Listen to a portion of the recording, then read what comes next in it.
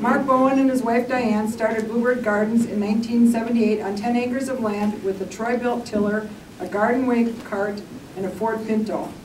4 of those acres were yard and 3 were underwater. As time went on, Bluebird Gardens slowly grew to 150 acres of vegetables and 8 high tunnels. While primary sales over those years were at stands set up in the area, they started 452 member CSAs a couple of years ago, which keeps expanding, and this year they will have about 2,000 members. Mark also taught elementary school for 34 years and is now retired to just one job, Bluebird Gardens. As a teacher, Mark conducted hundreds of reading and writing workshops for teachers across Minnesota and neighboring states and received numerous awards, including Walmart National Teacher of the Year. So please help me welcome Mark.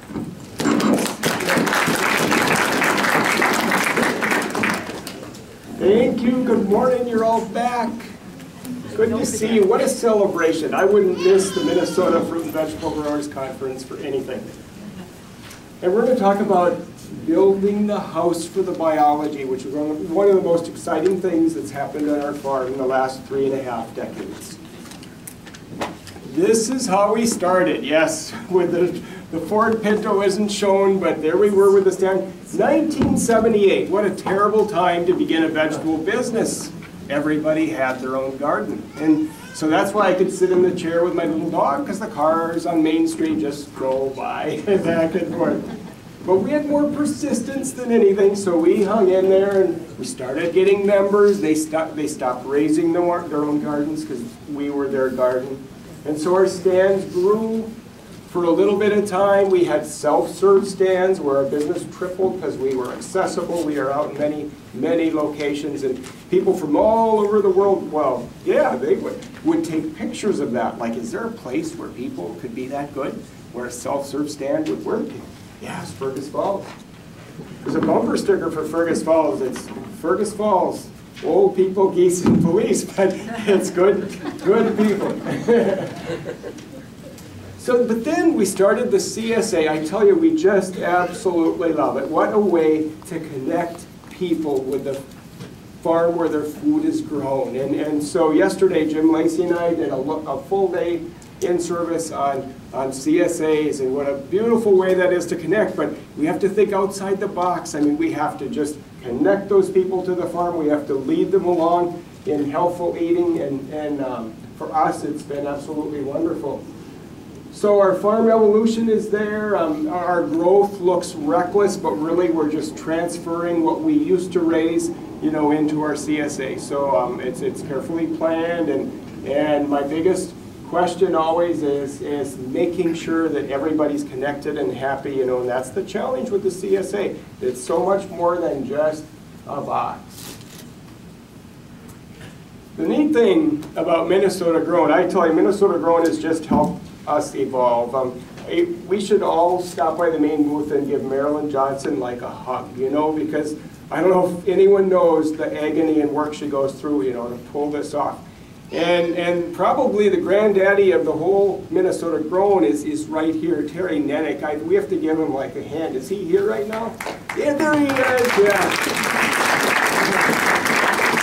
All the high tunnels on our farm wouldn't have happened if I hadn't come here and heard his sessions and worked with him to get it all going. And that's the neat thing. When we come here and share and learn from each other,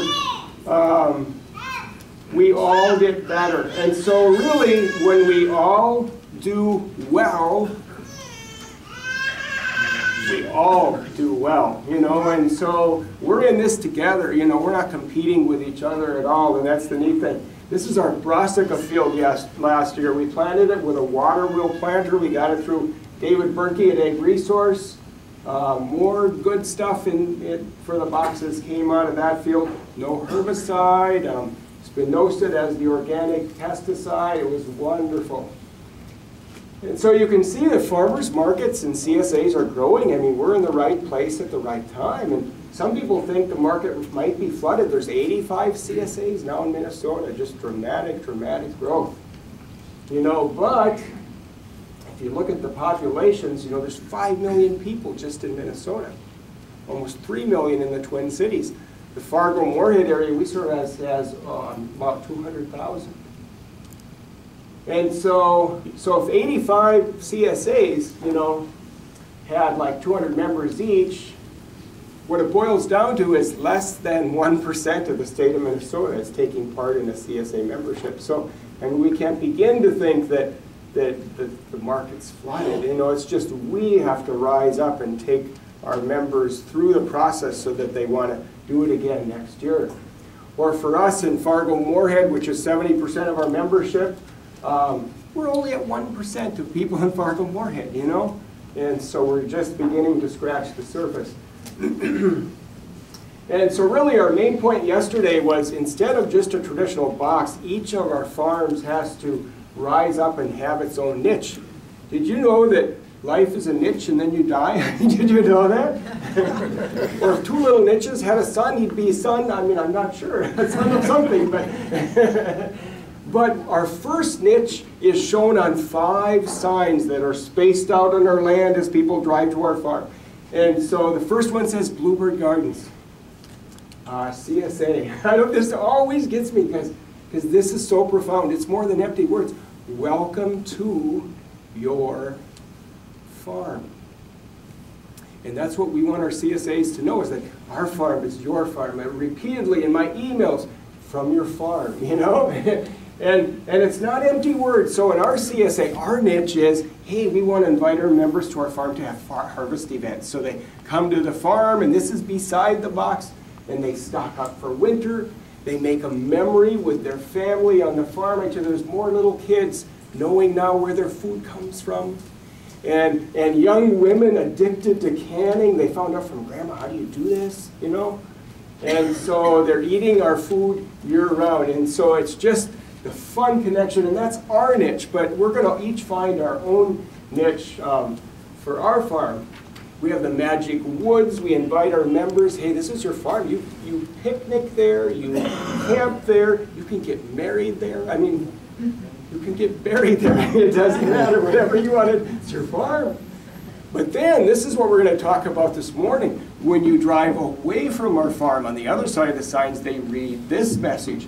And it's Bluebird Gardens, biologically farming for you. One of the most profound things we've done, I cannot believe the changes that are happening on our farm with biological farming.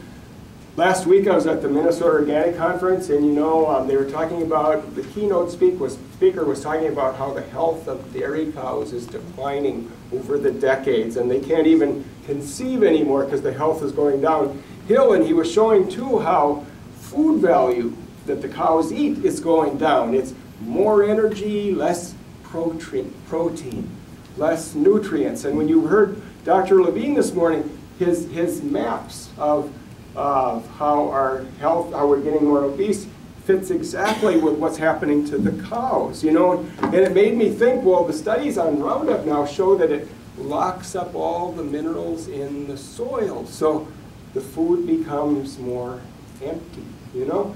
And so here we are, an overfed, undernourished nation. And so biological farming is the opposite of that. So there's four stools. Now I grew up on a dairy farm, so when I look at that stool, I think of I see something other than, you know, a stool. But all the legs are important, equally important. If you don't use any of the legs, then the stool is loose, and loose stools, what's the gist, you know? I'm teasing, you know, I'm sorry. But the first leg, so important, is the chemistry, you know? You balance the chemistry in the soil, which builds the house for the biology. And then all that biology in the soil needs to be fed through the cover crops, and that's where biology absolutely flourishes. Now this is a tribute to nature, I mean God's plan, because that was his plan for how things should work in the soil. And it equals flavor. And that's our other niche, you know, flavor sells. It creates a captive audience. Every night, Jim's our farm manager, we sit down in shock at the flavor that's changing on our farm with biological farming. But flavor equals nutritional density too. And so health, and so that's what makes us so excited about that. And this is our other niche for our CSA members. And so Neil Kinsey talks about this all the time. He's doing a full-day session at the Moses Organic Conference. I heard him 3 days last winter, and he talks about building the house for the biology. And the things you do, don't feed the plant. Nope. It's feeding that life in the soil. And then Gary Zimmer, who has a 2,000-acre farm in Wisconsin, goes all over the world working with farmers on how to do biological farming. He has dairy cows who live to be 50 years old and they're still producing, but that's because they're eating nutritionally dense food, you know. And so I just firmly believe that our nation's health, you know, depends on this. That will let's go to the next one. We've already talked about that. There we go. Okay. So we're going to start out with just the chemistry, and I'm starting out with calcium because that's the big player in the soil. I mean, amazing. Calcium is so overlooked that people think it has just something to do with pH, but oh no, calcium is the traffic cop in the center of the intersection. It regulates absolutely everything. We'd talk less if we talked about what calcium doesn't do, you know. It's just a center for the soil microbes to work. It stimulates them to work, improves soil structure. It brings all the other elements into line, and it's just absolutely amazing. It doesn't end there. It mobilizes nutrients into plants. It increases nitrogen utilization, cell division, makes your product have a greater shelf life. And through David Berkey, maybe 10, 15 years ago, we started adding high calcium lime to our farm. And we're high in magnesium and low in calcium, which makes hard, tight soils. And so we saw a number of things happen after we started adding calcium. Our soil got softer. But our customers, wherever they came from, said, "You have the best sweet corn we've ever tasted." You know, and potatoes turn out tasting just like candy. On our CSA surveys, you know, what they talked about most were the potatoes. Boring old potatoes. Isn't that something? And that's what calcium does to that. And this was me just a few years ago at the county fair, you know, in Otter Tail County. And I don't know why. It must have been old car day at the fair, because look behind us like all these old cars. I don't know. Couldn't be that it was a few years ago, could it? I don't know. But see, back at that time, and my grandfather, my dad were amazing farmers, and every year we cover the whole farm with manure, you know, tons of organic matter, but every year when we plowed it up, hard, big chunks. Well, we didn't know back then that we were high in magnesium and low in calcium, and it makes your soil so tight and so hard that no soil life can live in it, you know? And so every fall I would disc over the plowing, trying to make it smooth enough so we could spread manure that winter, you know? And I remember Grandpa talking about, he'd always talk in Norwegian, and lumpo would come up, and it's like, I think as I bounced on that H-Farmo with that little tandem disc, I think I figured out the meaning for lumpo, you know? Did enough bouncing to figure that out. And so when we started getting calcium in our soil, the lumpos disappeared, you know? And all of a sudden we have, I mean, this summer especially, we were just shocked at how the tilth is beginning to appear. And on the soil tests, we're seeing more organic matter and needing less nitrogen. And so this whole magic is beginning to happen. But it's not just calcium that needs to be in balance. You need sulfur in there too. Oh, sulfur is just a giant. It loosens up the soil just like calcium. It helps the plant make complete proteins, energy release in the cells. Hey, this year we started raising mushrooms. Oh my gosh, how exciting. What a fun thing to put in the box. Wine cap mushrooms. I'd be glad to talk with you about those. Boron, oh my lands, boron, it's a micronutrient, but just hugely important. It works with calcium to bring calcium up in the plant, and when calcium goes up in the plant, all the other elements follow in the plant as well. And so boron is absolutely huge, and our farm is short on boron too. So I'd be a moron not to add boron, wouldn't I? Yeah. I mean, so yes, it does all those things. Just amazing. And you think you don't need this one? Oh, yes, you do. You know, zinc's in charge of chlorophyll production, leaf growth, plant growth, enzymes. And oh man, copper. I mean, you think it's just in the wires of your house. Oh my lands. Copper is so important. Makes the plant be healthy, brings flavor. It's like just shockingly amazing. Plant immune health. I mean, if you have enough copper in your soil, fungicides? Why would you need fungicides? Your plant's healthy. And phosphorus, of course, we all know about that. It's one of the big ones. Potassium, of course, is important too. But these all need to be in balance. And so they're all just very, very, very important. Iron, manganese, I mean, they all just do amazing things. If anyone wants any of my PowerPoints, just email me. It's mark@bluebirdgardens.net, and I'll just email it back to you. So if you're trying to write fast, there's help on the way. Oh, and it's in the book too. Yeah, thanks. So each of those elements, you know, plays an amazing little toot on its horn. I mean, amazing, amazing, amazing. But the magic happens when they're all balanced together, you know? That's when the magic happens, because what that does is it builds the house for the biology. We were tilling corn this fall. You think maybe there's some biology in that soil when you look at all the seagulls following? It's like, wow, I've never seen so many in my whole life. And so what does the house for the biology look like? Well, we all, you know, we live on soil, don't we? We just thrive on that smell, you know, and that texture, and it looks like that. And so great tilth, clumps of soil called aggregates, rapid water intake, easy root growth, high organic matter, and that smell, and just filled with biology. And so really the house for the biology, it needs airspace. You know, it can't be tight and hard and compact. It needs airspace. 25% airspace, 25% water space, so the biology can move and breathe and live. And then 45% of it's minerals, and the rest, the little tiny rest, is just the organic matter. And that's what the house for the biology looks like. And so we're going to start out with earthworms, the lowly earthworm. Yeah, guess again. I have more respect for earthworms every day. I mean, they first of all improve soil physical structure because they make the water infiltration and water absorption rate just soar. And their tunneling activity, you know, improves aeration. Their castings absorb and hold water.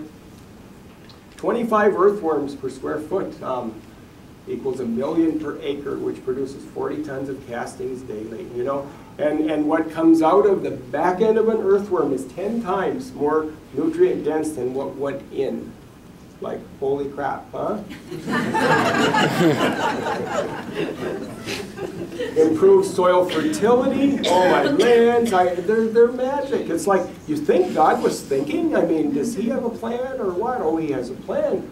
We just have to stop rampaging across the planet and look at what that plan is. So, yeah, they bring minerals up from deep in the soil. Plants follow their channels. And as the worm goes through the channel, it takes in mycorrhiza fungi spores and leaves them pasted on the side. Well, that's what plant roots need. I mean, talk about a plan.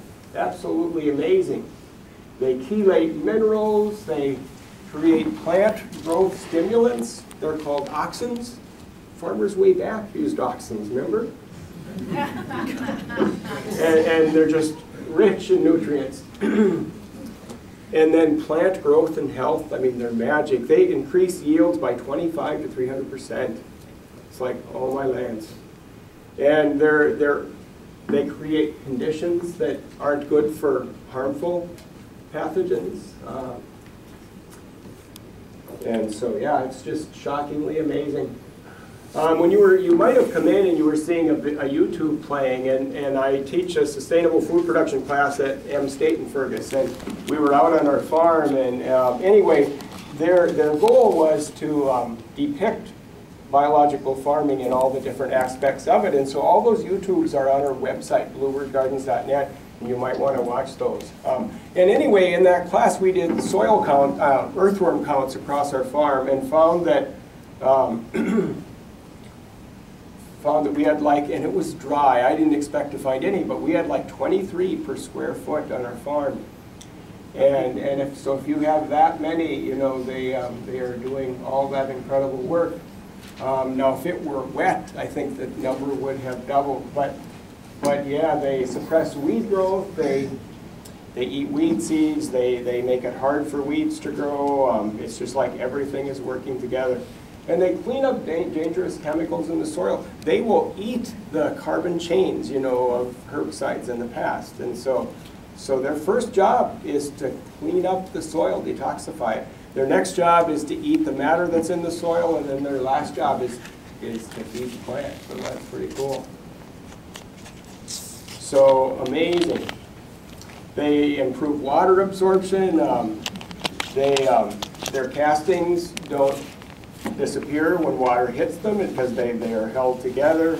A field with earthworms can absorb 35 times more than fields without earthworms.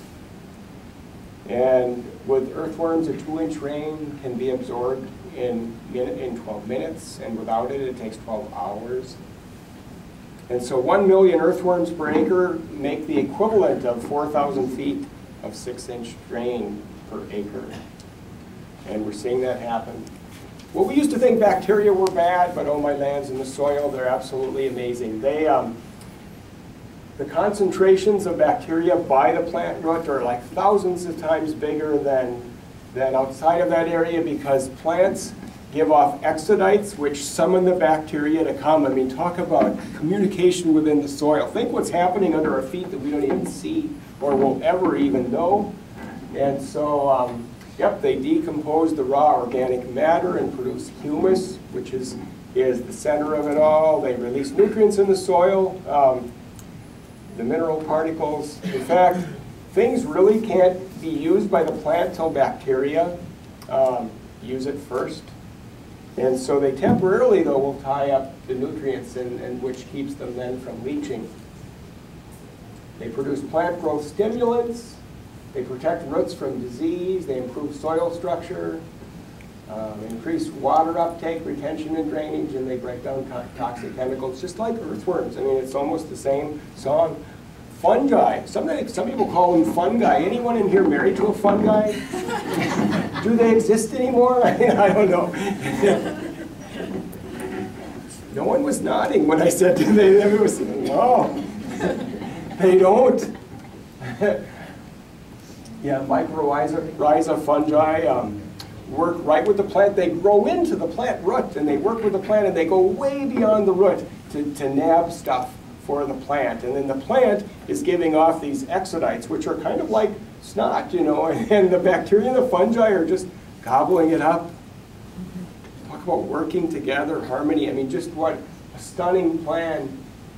And they increase mineral uptake by 30 to 500%. And so our goal is just to build that house for the biology. Oh, these are German giant radishes. You want a good radish? It's German giant. They get big and they're still mild. It's like, oh my, talk about beautiful. But 2,600 pounds of bacteria, you know, per acre if your soil is cooking. Or 1,300 pounds of actinomycetes. Or 2,600 pounds of fungi. 45 pounds of nematodes, and can you imagine 4.5 potato sacks full of earthworms in the soil? Let's go fishing. So the last leg is feeding the biology. And so last year we got this tiller from David Berkey. It's a Machio tiller. We wanted to get the Howard Rotavator, but it was so much more money. And I tell you what, this tiller is going to change our farm because of what it does to organic matter. It's just exciting. So we're going to see slides of that working in just a minute. But the soil organic matter, it's the most fundamental source of fertility in the soil. I mean, and so we're going to talk about how cover crops can go in your soil before you plant, while you plant, and after you plant. And just, I used to think cover crops went on if you had a spare field and you didn't need it one year, but no, all the time cover crops can go in. It's the snack for the life in the soil. If you don't add this snack, you know, what's that poor life in the soil going to do? And this year especially, we're just seeing that tilth and that life in the soil just flourish. So organic matter, of course, it's anything in the soil like organic matter from plants or from animals, and they supply the nutrient sources, and they're the building blocks for humus, because humus is the end product. When all decomposition is done, humus is what's left. Humus is the little magical thing in the soil that has a negative charge, and so it hangs on to all the positive cations, all the fertilizer nutrients in the soil, like the calcium and the potassium, and so they do, and that's what we want to keep building is that humus. So it hangs on to the nutrients, but it releases them too, so they're not locked up. And so, yeah, it's the most important piece of soil fertility. So of course we have the legumes, all the clovers, and field peas, and vetch. And bacteria like the legumes, but legumes decompose really fast and they don't add to the humus very much, but they're just a beautiful nutrient source for plants that want to get going. So they have a really low carbon to nitrogen ratio, and they decompose in a hurry. Yep, already said those. But they don't build much humus, which is a bummer. The non-legumes, on the other hand, like the ryegrass and all the grains, oats and barley, wheat, all of those. Sudan grass is just a huge builder of carbon. They all have a high carbon to nitrogen ratio, and they decompose slowly, and they're a favorite of fungi. And they increase the humus content a lot. So what's the answer? Well, we say, why not use both? Use legumes and non-legumes. So for example, here is oats and field peas. So every spring, we plant anything that we're not instantly planting right at that minute gets planted in field peas and oats. And of course, it's spring, and they like cool weather, so they start growing right away. And so just a wonderful, wonderful cover crop. And so then we'll look at what happens. Okay, here we go. Get my mouse going again. There he is. So here's our tractor tilling in the field peas and oats. Now this is an example of a cover crop before, because we're going to be planting sweet corn and green beans and those kind of things in that. Look at that amazing tiller. It takes oats and field that tall and just driving that fast. Jim, by the way, is driving, and his dog is in there. And it's just a beautiful sight. You plant right into that then? Yeah, we let it sit for like a week or two. You know, we had like a 3.5-inch rain on that soil, and it just absorbed it all. No soil washed away, and it stayed soft for weeks. And the weed growth back was just minimal. I mean, talk about exciting. And so, why did you plant that cover crop? What month? well, we wanted April. We wanted right away in April. But anyone remember last spring? Yeah. Oh my gosh. It was May. It wasn't till May, which would never be our plan. And when did you plow it, fill it in? You know, Jim, when did we do that? It was probably late. It was in June, because we were still planting. Probably middle June. And so it grows fast. We love field peas and oats. And so the field peas, of course, they're the legume, which, you know, gives the nitrogen boost to the next crop that's coming. But then the oats is building the carbon in the soil, so we have our cake and we eat it too. You know, that's the cool thing about cover crops, where you have both. Whoops, I wanted to go back. Yep, here we go. So what farmer can't resist, you know, digging in the soil? Yep, that's me. But look at that soil, you know, and be teeming with life in just a flash. And you don't want to disturb the soil, you know, and so I hate to till, but I don't know how else to get it in. But it seems like the soil life is back, you know, almost in a flash with that, so. Can't you get up, old man? I mean, my birthday's Saturday, you know, it's like, yeah, I know. Yeah, you can stop digging now. Okay. Yeah, I guess he just won't give up. There. But that same field peas and oats, yeah, I don't think that one's going to work, but this one will.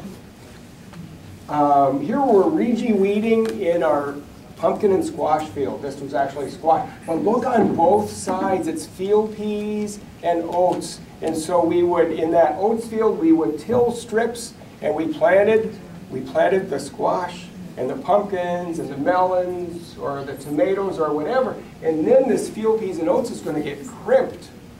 And so we have a crimper from Rodale, and we drive and we flatten it just like a beautiful bed. Oh, exciting. So here between the pumpkin rows and the melon rows and the squash rows is this crimped, beautiful bed that stays there all summer long. And then as the squash and the pumpkins grow out on it, they don't get dirty. If pounding rain comes, the soil isn't washed away. And it was just it was the first year we did this, and it was just beautiful. And then when I tilled this in the fall, the soil under where it was covered with that bed, it was just gorgeous, just neat. And so we are excited about that.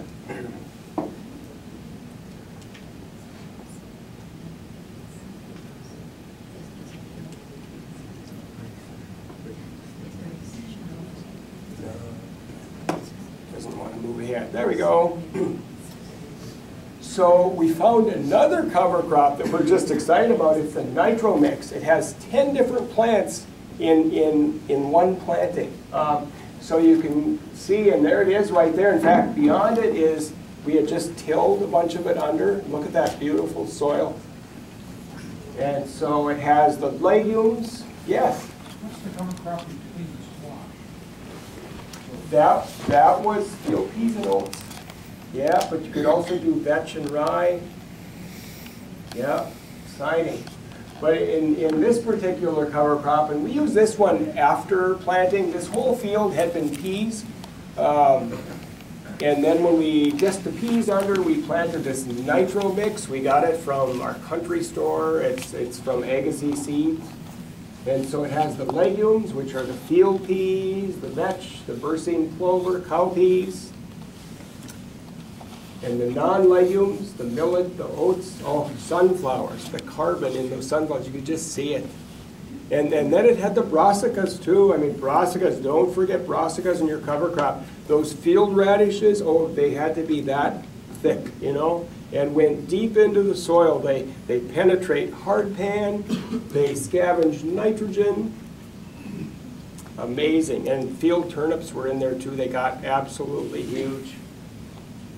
And so, what an exciting thing to have all those in one. Now, each of those plants, different plants, summon their own bacteria. So, I mean, think of the wide variety of soil life we're adding to the soil when we have 10 different plants in one. Each plant, they say at Rodale, you know, is like an edge where life likes to live. And soil life doesn't like monoculture of millions of acres of soybeans, you know, because it doesn't have that diversity of life. Oh, but then we can't forget that our crops are also beautiful cover crops that we can fill into the soil. Don't tell me this isn't going to work. Oh, shoot. It was a beautiful slide of the tractor tilling under corn. So it was taking this tall corn and making just incredible, beautiful tilth in the soil, breaking it down into just perfect bites for all the life in the soil. I mean, and so that Machio tiller that we got through David Berkey Ag Resources is going to change our farm. The night before we came here, all of those videos like didn't work, and so we redid them and got them to work. And you suppose Murphy? Murphy, his law. Where is he? Can we get Murphy to leave the room maybe? I don't. It worked last night, you know. Isn't that too bad? It was just beautiful watching that tall sweet corn just go under, and then the debris on top just bit, you know, in bits, but also deep into the soil. I mean, there's nothing better for soil life than that. I mean, so we're just excited about that. You know, 3 to 5, because you don't want to disturb too much, you know. But tillage is the question. I mean, what a good question. How do you do it without destroying the house that the biology is living in? I mean, I don't know the answer to that. The less tillage we do, I mean, every time we cultivate, bam, there goes the life in the soil. It's like, yes. Mark, we use a spader. I know Dave Berkey, Ag Resources, markets them. We got them before Dave was in this business. But the green manure plants, we basically chop them first like as fine as we can, then incorporate them with the spader. Yep. That basically aerates the soil, incorporate, but does not blend it like a tiller would. Yeah, but you're seeing just amazing results. And so I'd say go for it, because you're getting that organic matter deep into the soil. And so I was at his booth talking with him this morning just about what I heard from you yesterday, which was that spader again. And so yeah, that's the question. And you know, we keep evolving, we keep learning. Nothing ever stays the same. But that incredible biological farming where yes, we balance the chemistry in the soil, little by little, bit by bit. It doesn't happen all in 1 year, which builds the house for the soil, for the biology, which is the physiology. And then the cover crops, you know, all the time on your farm, you know, before, during, and after, and then the most important of all, the only reason we're doing this is for that magical biology which does live in the soil. And so the 4 pieces of biological farming are, biological farming equals nutritional density. Our health depends on it. Equals flavor. Isn't that amazing? That flavor in our taste buds draws us, you know, to what we eat. And when it's nutritionally dense, it's full of flavor. So it's like our body saying, yeah, go for that. Yes? What do you use to plant your cover crops? We just use a grain drill. Yeah. Sometimes a whirlybird. Depends on, you know, this year we're determined whenever there's a bare spot, it's getting a cover crop. So even if we have 8 feet of a potato strip that just got done, it's going to get planted. And so then we might just do a whirlybird, you know, and drag it in. But it also then equals a captive audience, you know. Our CSA members mourn when the season's done. I mean, I have people saying their kids stop eating cucumbers the minute the season ends, and it's not that they know they came from the store, they just stop eating them. And that's why we do the harvest events, so they can savor flavor of our farm the whole year long. 90% of our members on the survey, and we have to listen to our members. That's part of keeping them. They know that their farm evolves because of them and what they want, and they notice the difference of the flavor in the biological farming. Oh yeah. We get emails all the time, and they're so cool. Anyway, someone sent me an email, and it said this: I wanted to share a remarkable story with you. I have been seeing my friend Millie in a nursing home in Fargo every Wednesday. She looks forward to the vegetable day, which is the day that after this lady got her box. Yesterday I came to see her, and her rheumatoid arthritis was so painful she couldn't get out of bed and hadn't eaten. She told me that she just wasn't up to checking her outside tomato garden and that she needed to stay in bed. She also said her pain was so bad that she couldn't eat. Well, I just happened to have the Bluebird Gardens cantaloupe all cut up and cooled. She couldn't resist that. I fed her that, and then she asked for the Bluebird Gardens tomatoes. And after 4 tomatoes and part of a cucumber, she was feeling so good. She said that when she put those tomatoes in her mouth, she could just feel her old farm from when she was a girl. The arthritis pain was so much better when I left. How can I read this? Bluebird Gardens brings peace and comfort once again. Thank you, thank you, thank you for your farm. It means so much to so many. That's cool. Or here's Don. Don just sent this email the other day, and I won't read all of it, but he just says, I would just like to reinforce what everyone else says. The taste of your produce is definitely in a class by itself. And so, biological farming brings a captive audience, and I just think, when Minnesota Grown, you know, is all done with biology being the key, what a captive audience we'd have, you know, where nobody wants to eat anything other than Minnesota Grown. And I tell you, nothing has been more profound to us on our farm as watching that change happen. There is our wind turbine on our farm, and we have a sign on our wind turbine. And just because land is everything to us farmers, isn't it? It's everything to us farmers. So we dedicated it to my grandma and grandpa and to my mom and dad, who loved this farm as much as we did. So, any questions? I've done a little too early. What's that? Does that produce more electric than you can use on the farm? Or does that Yeah, it's not up to what it should be doing, but we love it. It's a symbol for what we stand for and what we do. But yeah, it's not too bad. It's an expensive lawn ornament. But, yeah. 75 feet. Yeah, they need to re-gear it. The generator's not going fast enough, and they don't get their rear end geared, you know, to do that. But yes. All your cover crop in too? Yeah, you know, the trouble with the moldboard plow, and I'm right back in the corner of the shed, and I love my moldboard plow, you know. But the trouble is, there's life that likes to live deep in the soil and likes to live at the top, and a moldboard plow just turns it all upside down. And so the life that likes to be deep in the soil is on the top, saying, "What the heck," you know. And so I'm trying to get away from moldboard plowing, because what they say is, if you just do the top 3 to 5 inches.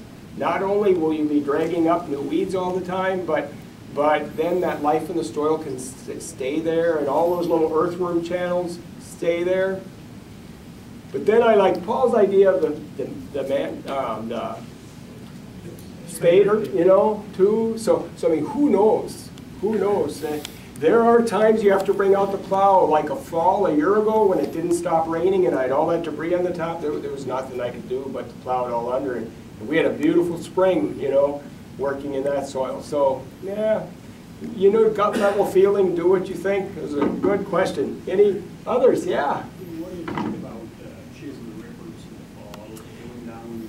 Yeah, you know, those big farmers have the machinery that just leaves the matter on the top and below. I mean, I love it. I think great. Yeah. Because you have to do some tillage, you know. And yet you don't want to wreck the life in the soil. Yeah? Is your tiller different than a typical rotavator? Yeah, it has gears so it can go slower so you don't totally break the whole structure apart. Yeah. We wondered that too. Yes? I was wondering, have you ever tried this inside a cold frame or a greenhouse? No, but it should be. Would you think you would have the same benefits, or? I think so. See, that's what we're missing in our high tunnels, is doing just that. Yep. How could we do that? Because, you know, we pull the cucumbers and tomatoes out in October. Could we do a cover crop like oats? Maybe? I don't know. We have to answer that. Terry's going to have to work on that one. Yes? I'd be really sure a bit on that. Oh, I'm sorry. Go ahead. Go ahead, Jim. Yep. I'm not sure a bit on that compost tea. Oh, yes. Yes. Compost tea is something we are going to learn about this year. We were at a session last week on compost tea. Thank you for bringing that up, where you brew this tea and it has like fish oil and a nitrogen source and maybe manure in it. What else, Jim, is in it? Worm castings. Worm castings in it. And you bubble it for 2-3 days, and then you spray it on your soil. And and it just brings the biology right to your soil, and it's just dramatic results. I mean, last week we saw pictures of when they put that on. It balanced the soil so much that weeds didn't need to grow. I mean, weeds are nature's way of fixing the poor soil up. And if they don't need to grow, they don't. And so that field was clean. It's like, oh, my lads.